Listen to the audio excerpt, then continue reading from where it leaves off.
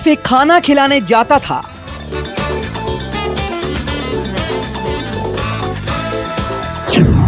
वही अब उसके घर का खाना बनाएगी।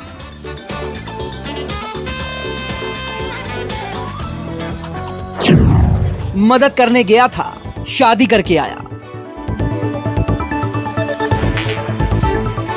वैसे लॉकडाउन में शादियां तो बहुत हुई, लेकिन ऐसी शादी कहीं नहीं हुई होगी।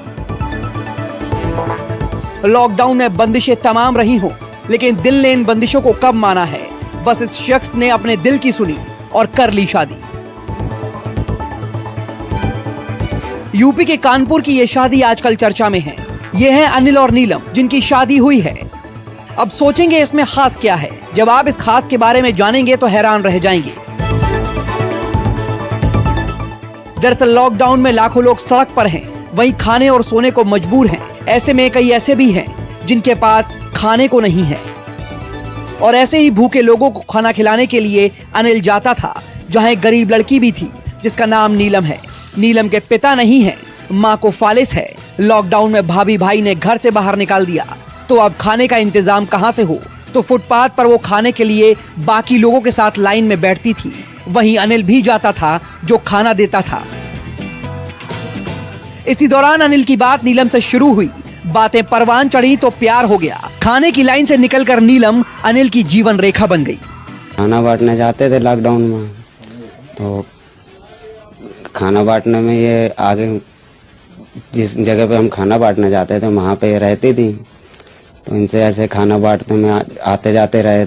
बातचीत होने चालू हो गई, तो इन्होंने बताया कि हमें ऐसे ऐसे दिक्कत है। इनके पिताजी के पहले एक्सपायर हो चुके थे और माताजी को पैरालिसिस थी। इनके भाई और भाभी ने इनको घर से निकाल दिया। अनिल एक प्रॉपर्टी डीलर के यहाँ पर ड्राइवर है। अपना घर है, माता पिता हैं, भाई हैं। नीलम को ये उम्मीद ही नहीं थी कि कोई उससे भी शादी कर सकता है, लेकिन अब ये सब उसे ऊपर वाले का ही करम लगता है। कोई उम्मीद थी आपकी शादी ऐसे होने की? नहीं, हम तो उम्मीद ही छोड़ बैठे थे। ये अंकल जी ने ऊपर वाले ने बहुत साथ दिया मेरा। वैसे शादी को मुकाम तक पहुंचाने में अनिल के मालिक लालता प्रसाद की बड़ी भूमिका है। अनिल जब दिन में खाना बांट कर आता था तो नीलम की चर्चा उनसे जरूर करता था। लालता प्रसाद ने अनिल की भावनाओं को समझा और उन्होंने अनिल के पिता को शादी के लिए राजी किया और दोनों के प्यार को मंडप तक पहुंचा दिया। और इस तरीके से किसी दिन में एक दिन किसी ने छेड़खानी कर दी। मेरी जानकारी में वो बात आई, तो फिर मैंने इससे बोला अपने पिताजी को जल्दी बुलाओ और बातचीत कराओ और मैरिज कराई जाए। तो पिताजी इनके संतुष्ट हुए बातचीत में बेटी से। तो फिर हमने शादी के प्रपोजल को आगे इनसे भी पूछा, उनसे भी पूछा, संतुष्ट हुए, फिर शादी कराने का प्रयास करा दिया।